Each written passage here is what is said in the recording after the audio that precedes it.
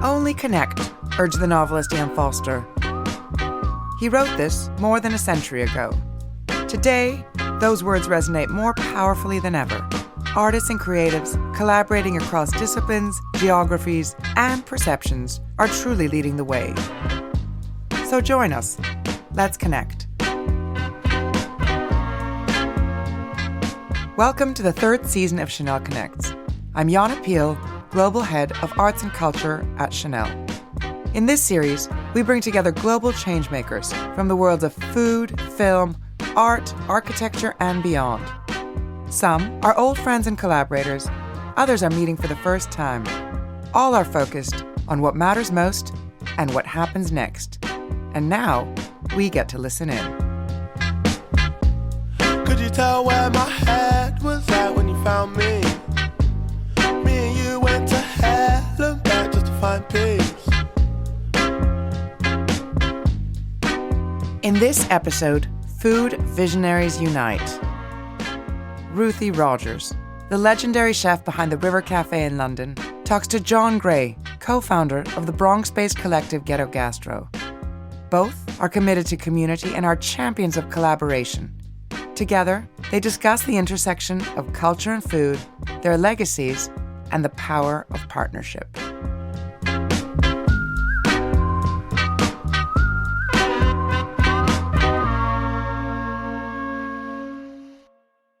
Great to see you. How are you? It's good to see you, too. It's so nice to see you. It's been a while. I know. It's been a while. Last time I saw you was when you were at our house. It was incredible. And one of my biggest memories was the kitchen. Our kitchen.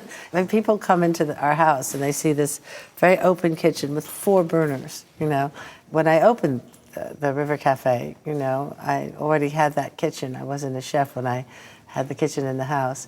And it's amazing how you can do a lot with so little. Yeah. What do you have at home? Well, I just moved into a new house, and all I have, my stove doesn't work yet because they had to disconnect the gas. So right now I just have an air fryer and a tea kettle. Yeah, well, you could do a lot probably. I make it work. I've been eating a lot of like horse mackerel, which is more sustainable than tuna, like preserved broccoli rabe, like in olive oil and peppers. We have a purveyor, Gustiamo, they do all of the Italian import, so I'll go grocery shopping at their spot. Where is it? It's in the South Bronx. Is it? So tell me about what you're doing with your organization. Ghetto Gastro? And then how does that relate to the Bronx? Yeah. So like with Ghetto Gastro, the reason that it started was like, food for me has always been like an escape for me. My mother, we bonded over going to restaurants and eating out. She was one of those single parents that was going to school, working a job, but we spent our quality time going out to eat because she was an Epicurious person. So I got it honestly from her. And as I was like a young adult going out to eat in Manhattan, I often saw, or like you heard like hip hop playing on the soundtrack of a restaurant, right? But then when you look around the restaurant, you don't see black or brown people dining. And then you look in the kitchen, you didn't see many black or brown people working in the kitchen except maybe the dishwasher. Right. So I was like, all right, what's the way that we could use food as a medium in a language to celebrate the culture of the Bronx, which is largely hip hop, and also like kind of create this Pan-African idea of food, taking things from the past and bringing it into the future in a way that's entertaining and fun. So even when we think about social issues and being advocates that are activated. We don't call ourselves activists, but we're advocates. We think about, all right, how do we sneak the medicine in the Kool-Aid? So it's like, how do we make this fun and entertaining, but then deliver a message that's poignant? So start at the beginning. How did you start it then? What is it? We started doing house parties in my apartment in the West Village. So my buddy Les, he was working at Madison Square Garden, and they would be doing huge food buys for the arena, right? So a lot of that food would go to waste. So he would borrow some premium products from there. Then we go to the farmer's market. We did these things called Freestyle Fridays. So we go to the farmer's market on a Wednesday, get whatever is fresh. He'll get the proteins from Madison Square Garden, and then we'll just cook a dinner. Well, I didn't do any cooking. That's why they call me the dishwasher. I'll handle the dishes and the drinks. And then we just invited friends, and the word started getting around, and people really wanted to start coming to these like underground supper clubs, and then brands started calling us, and that's kind of how it elevated into the platform that it is now. Amazing. And the book, you've just done a book. We did just do a book. I just did a book, so we can both talk about our books. Yeah. And I was just recently gifted your book. Oh, the River Café lookbook. It's amazing. Yeah. And I was like, when I looked at it, I'm like, oh, we're speaking the same language. Yeah, we sort of our book was really trying to think of how we could inspire young people to cook, but actually anybody, any age. And the idea was that very often you open a book, and a cookbook, and you see a recipe which is very long, and it might put you off actually making because it looks intimidating, it looks so many ingredients. And so we thought, what if we didn't put a recipe in until page 117, and we just put photographs in the beginning for the first sort of 115 pages of the food, and then somebody might say, I want to make that. And then they'd look up the recipe and then see what it was. And then if we had one recipe of food, we thought to make it kind of funny and a bit intriguing, we matched it. We went through the archives of the photographer and then matched the food. So it was kind of, a fun idea. I love the pairing of the food and like the lifestyle photography. Yeah. Like, so it could be a river, a highway. A pink telephone next to strawberry sorbet. Yeah, it was incredible. No, it's a great project to do. And everybody learns different too, right? So like for us, like because my vocation is more of a visual vocation and my partners like have the culinary background, I'm like, how do we tell a story with these recipes? So bringing in like photographs, bringing in artwork from our friends, like to really tell a cohesive 360 vision with the Black Power Kitchen. So I definitely feel like our books are relatives. So tell me more about the book. So with the book, what we really wanted to do, because Ghetto Gastro is such an abstract project and concept, we wanted to approach it like if we were really trying to distill what the ethos is of our project, how do we put that between the pages? So we approached Black Power Kitchen like, if this was our first book and our last book, how do we give the people enough? And it's really like, when we started with the outline, we wanted to start with the Bronx, of course, which is our foundation, but also look back to Africa and like how that connects with the different foods that are celebrated in different regions. So looking at the Caribbean, the South America, like, and then also, because we don't have a restaurant, a lot of our stuff is international. So our travels have definitely changed our perspective, like trips to Thailand, trips to Italy, trips to Japan have informed how we approach and cook. So we wanted to really celebrate all of these things. We did a chapter dedicated to our mothers, because like the foundation of all of us are Black women. So how do we celebrate them? So like we take people on the journey throughout the book, and then the recipes support those stories. And we didn't mean to do it, but it turned out that the majority of the book is vegetable-driven, plant-based recipes, because we wanted to really have the recipes serve the story. Yeah, and the big change that's happened, we did our first cookbook in 1994, and we would go on a book tour after, trying to talk to people about the book. And everybody would ask questions saying, it's all very well for you to put capers and salted anchovies, but we can't get those ingredients. And now, with the internet, with online, you can order practically anything, if you can afford it, to be delivered. So I think that's really opened up access to ingredients in a big way. I mean, you still want the neighborhood shop. I think markets are really important, that it's cheaper, it's more seasonal. You're not buying things that have been transported from halfway across the world. Yeah. It's interesting. I was going to ask you about shopping in the South Bronx and what the food is like, because, when you look at the access that affluent areas have for vegetables, for fruit, for all sorts of food, where there is a kind of poverty of access in places like the South Bronx or in London, where there are no places where you can buy vegetables. It's accessibility.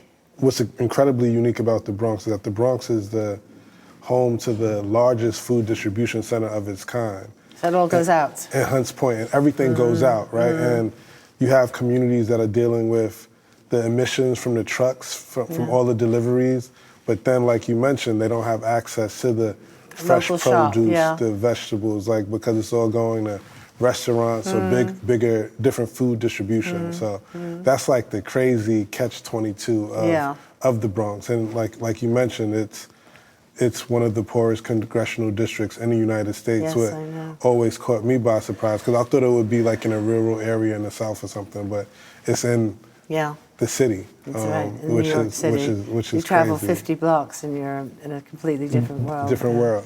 And that makes me think about you growing up in upstate New York in Woodstock, you know. Did you grow up with around a lot of like farmers and around farms, and how has that like upbringing informed how you approach food? Yeah, it does. I think that both my parents, my mom was a librarian, my father was a doctor, and they came from families where immigrant families, Russia and Hungary, where food was important, you know. So we had the luck to be surrounded by farms in Woodstock in Ulster County.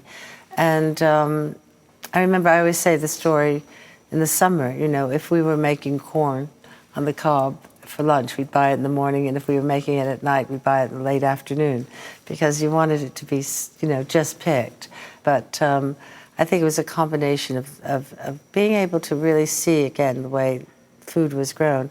My mother was not a gardener. We didn't have a vegetable garden in our garden, but my partner, Rose, who I opened up the River Café with, her grandfather, I think, was president of the British Horticultural Society, and so she knew, had a very refined taste about wild strawberries or myrtles, or when, you know, that. So we had, the two of us came together.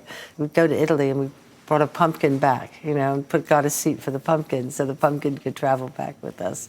Or we would, you know, we were very ingredient focused, and we still are, you know. How did you and it's Rose? Rose, yeah. Another Gray. Yeah, another Gray. Spells there it like you how go. I spell my name. Yeah, How did you and Rose meet, and then how was the restaurant and community with the studio? Yeah, well, that was an interesting question, because Rose and my husband Richard went to high school basically together, and so I always knew Rose. She was older than I was. She had children who were older, but I always knew her. And you know, we went to live in Paris because my husband built the Pompidou Center, and she went to live in Italy. And then when I came back, I wasn't sure what I was going to do, having worked on the building. I was a graphic designer. And we knew that we didn't want to have an office in the middle of London that was just in a kind of, you know, tower. We wanted to have a community. And so Richard found these beautiful warehouses on the river in Hammersmith, slightly out of the center, about 20 minutes out of London. And they tore one down and made a kind of green space in the middle. And then people who made architectural models took one floor, and then there were people who did stained glass windows, and there were framers, there were designers, and it was a kind of community, but there was no place to eat. And so I remember we were looking at proposals for this little space that we had for a restaurant cafe, and I said, you know what, maybe I'll do it. And it was such a kind of shocking thing to think. And then I called Rose, and so we went and looked at this little site in this beautiful space, and we said, let's do it. And so we started together, and you know, sadly she passed away in 2010, but you know, we had a good 25 years together, you know, working together. That's incredible. It was a great partnership, yeah. I feel like the best things happen out of that type of organic curiosity, and just like, let's do a thing. Yeah, that's and, just, you know, and see what comes of it. Yeah. How do you find working with a group of people? How do you actually do what you do with the people you work with? Because I think that's what I find in you know, the restaurant, how you value people, how you draw them in, how you give them space, and how you give them discipline, really rigor as well. Yeah, for us, it's like we have a saying that we say, community builds immunity. So we feel like the more heads at the table, sometimes there can be too many cooks at the kitchen. Yeah. But I think the nature of the partnership within Ghetto Gastro is like everybody has a different expertise that complements each other. Like me, I come in with like the creative, but like the visually creative, and that acumen and the business acumen. Pierre's super disciplined, and he likes to always work super hard. Les is very creative and comes up with flavors off the cuff. So I think all of our different gifts like our strengths and weaknesses balance each other out. How many people are there that work together? So the founding team is a team of 3, but in terms of like people that work with us to keep the engine running, we have like a team of 12 people. Right. Mostly women that really support the movement, and like we wouldn't be able to function without like, because we're more chaos than organized, but we have a team to help organize the chaos. Right. River Café started with 9 tables, in Wow. 1987, and we were only open for lunch. And Rose would make pasta, and I'd make sandwiches, and then I'd make pasta, and she would make sandwiches. So we knew from the beginning that everybody would be kind of involved in the cooking in some way. Whether you were washing the dishes, you would also, prep the scallops. And if you were, if you were a waiter, the waiters come in early, and they prep the parsley, or they chop the chilies, or they grate the cheese, so that somehow they have a knowledge and an interest in the food. And so it's based on a kind of involvement from everybody and a kind of family way, So I think starting small is good, yeah. I think that's why we've always had like a transient nature. I think because my background is not in restaurants, and I've always been kind of a rolling stone, I'm like, let's just take the show on the road and really get to build community outside of where we're from, and also like change perceptions. Like early on in the career, like when we would say, for instance, we land in Italy, right? The custom officer is like, where are you guys DJing tonight? Are you performing?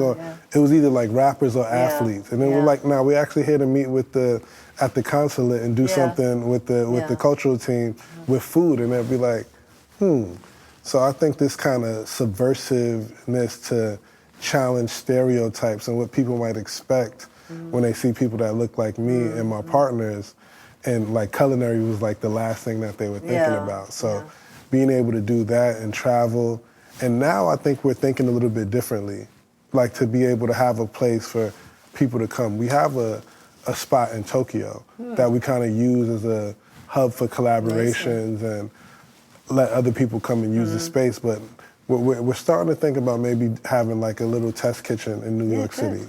I was really interested after the pandemic. I don't know if you were, but had the same feeling. But if you'd asked me, what's important in a city, I'd say museums, or obviously schools and hospitals and galleries and parks. And then when we had to close restaurants for 6 months and we opened again, people came back and they were crying. They just somehow being out in a restaurant where other people were eating, seeing your friends you didn't know were there, the spontaneity of food, it brings people together. It's real community. And it's also just a very human thing, right? We all have to eat. Yeah. And like you say, the connection with memories and a dish, a smell, a taste, the environment. Like when we put all of those things together, it's a very emotional, sensual, intimate thing. It is. It's like a certain level of intimacy when you're breaking bread with somebody. So to then not be able to do that in that way, it was like... Yeah, it was hard. Yeah, very difficult. When you think about River Café and this idea that started like, all right, I think I'm gonna do this, from graphic design to this, to now having so many chefs, like restaurant chefs, and not just any chefs, chefs that are doing things to challenge the zeitgeist and change the world, that are pretty much your offspring. Like, how does that make you think about legacy and the work that you've done? Well, it's interesting. I think it's probably the thing that makes me most happy in terms of how, not keeping, so much the River Café as forever, but keeping that people leave us not only with a knowledge of Italian food. We take all the chefs to Italy. If you've worked for us for a year and a half, we take you on a wine trip. And the importance of that is that a lot of people who've worked with us haven't been exposed to Italy. They don't come from families who can take them on family holidays to Puglia or to Liguria. So I think that teaching where our food comes from is something they take with them when they leave. And that feeling when somebody comes up to you and says, Ruthie, I have to talk to you. And I go, okay, how long? When are you going? Where are you going? And I always say, well, as long as you continue to cook, go. And as long as you know that you can always come home. If things don't work, you can come back.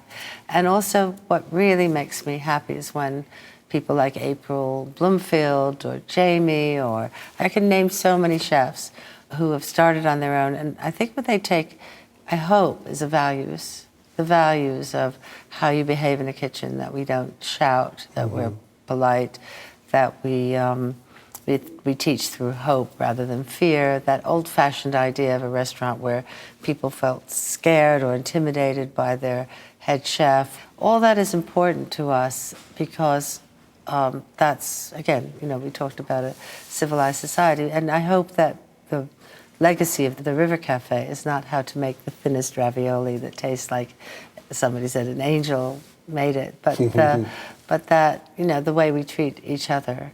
Journalists call me up and they say, oh, it must be really hard being a chef. And I say, it must be really hard being a journalist, because we're no different. We have a profession and we have work that we do every day. And I think that's the values that I want people to take with us. They always say people don't remember what you did to them, but how you make them feel. So, or what you say, but how you make them feel. So I think you've definitely manifested that with the River Café. And then for me, when I think about legacy, so we're very, 10 years went by very fast. So we've been at it for 10 years, and I think some of our proudest moments are the same things. Because we don't have a restaurant, we're not bringing up many people through the ranks. But for instance, I was in Japan recently, and these two brothers came up to us, and they were like, yo, we started a food magazine about youth culture in Japan that commingles with food, and we started the project because of Ghetto Gastro. And I'm like, see? Wow. Yeah. So I think the main modality is being able to look around you, see what resources you have, whether it's your friends, ingredients, vibes, culture, and being able to make something and celebrate that. So I think that could be within food, it could be outside of food. Our new focus is how do we create scale to then create the resources to have more impact within our community. And for us, that's the legacy we want to leave behind. Well, I think you're brilliant. I really do. I think it's such a kind of privilege just to sit next to you and hear what you're doing, and the work that you're doing and the people you've inspired and the social implications of what you do. So I really, really appreciate you being here. The privilege is mine. Thanks. We got to do it again. We got to do it again. Yeah.